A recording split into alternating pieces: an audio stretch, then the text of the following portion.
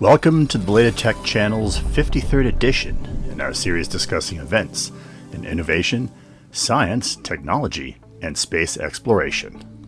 Virgin Galactic SpaceShipTwo made its first flight to space in more than 2 years on May 22, 2021, completing the first in a series of 4 suborbital flights planned by the company over the next several months.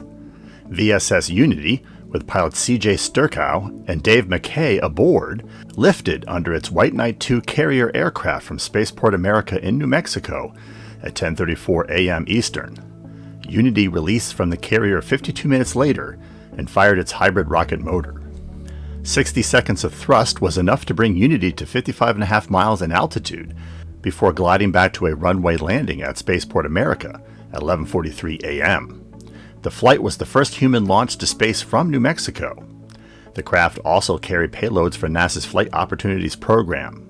Sturckow became the first person to have ever flown to space from 3 different U.S. states. Virgin Galactic went public in October of 2019 through a merger with a SPAC.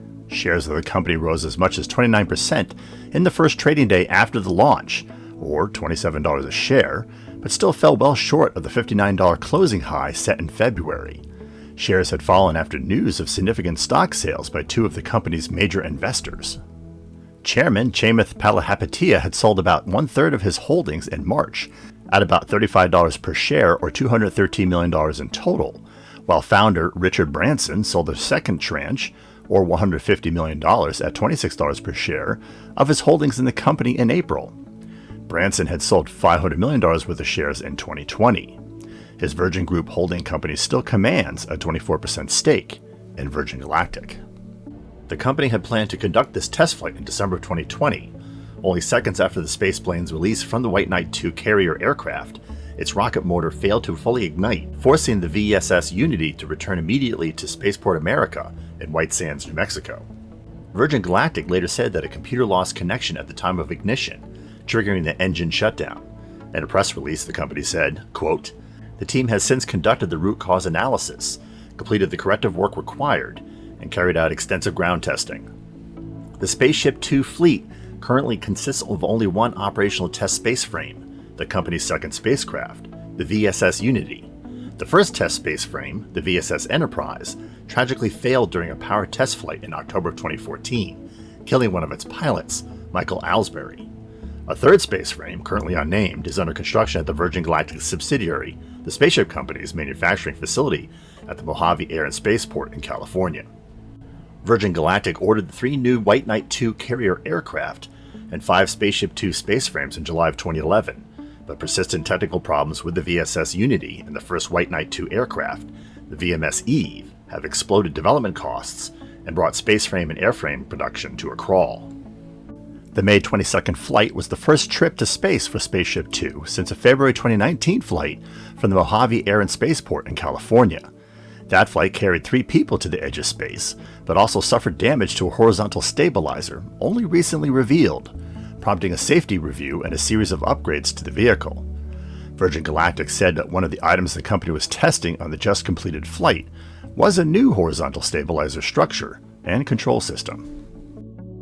Before we take a look at Virgin Galactic's upcoming launch manifest and business outlook, let us know if you're enjoying our 53rd short for space exploration, science, and technology.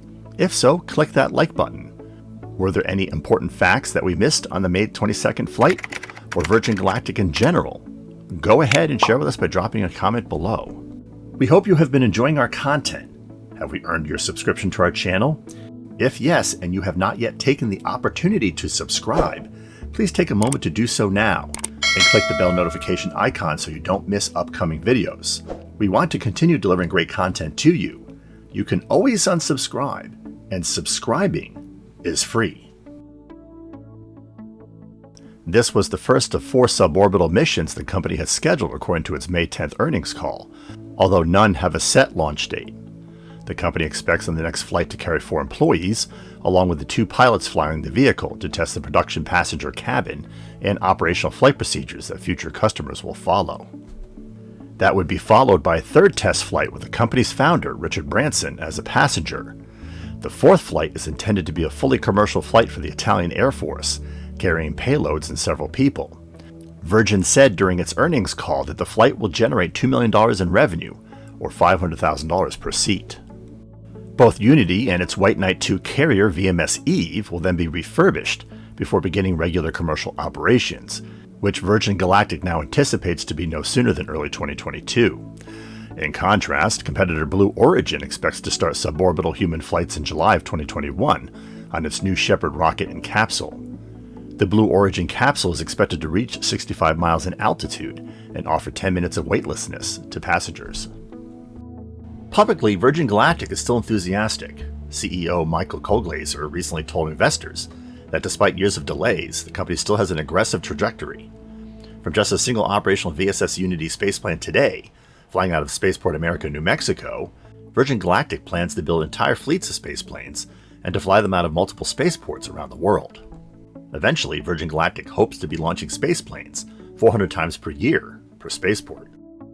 Assuming that many flights per spaceport, 2 White Knight II carrier aircraft at $100 million each that last 10 years, 8 SpaceShipTwo spacecraft at $55 million each lasting 10 years, each flight requiring a $275,000 single-use engine, and 6 passengers per flight, the cost per passenger before pilot salaries, ground crew pay, maintenance, spaceport fees, regulatory costs, and insurance would be about $72,500.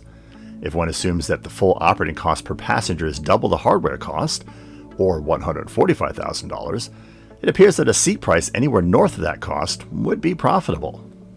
The problem is that the capital investment of Virgin Galactic's plan is enormous, and the risks significant, requiring beefy returns by investors.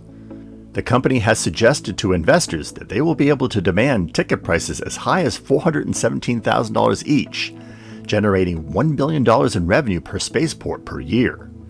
Virgin Galactic originally advertised a price of $250,000 per passenger for the company's first 600 passengers. Blue Origin has vowed to match competitor prices, putting a possible lid on ticket values, and the projections of demand for six-figure suborbital joyrides are murky at best.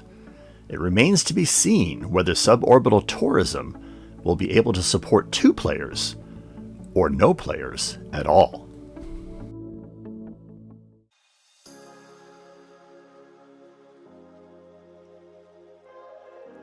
Links to some of our most recent episodes can be found in the description section below.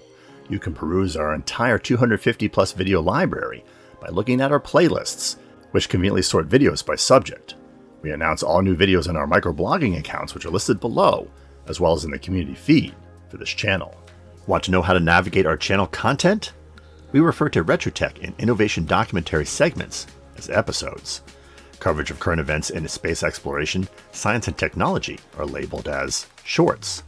Space and tech history are documented in an anthology called Milestones. And gameplay recordings can be discovered on the BELATED Tech gaming channel in videos called Walkthroughs and Side Missions. Stay connected by occasionally checking our Instagram feed and Minds page, where we post content from our upcoming episodes and from episodes past that you may have missed, and where we cover current news and events related to channel content. Thanks for watching.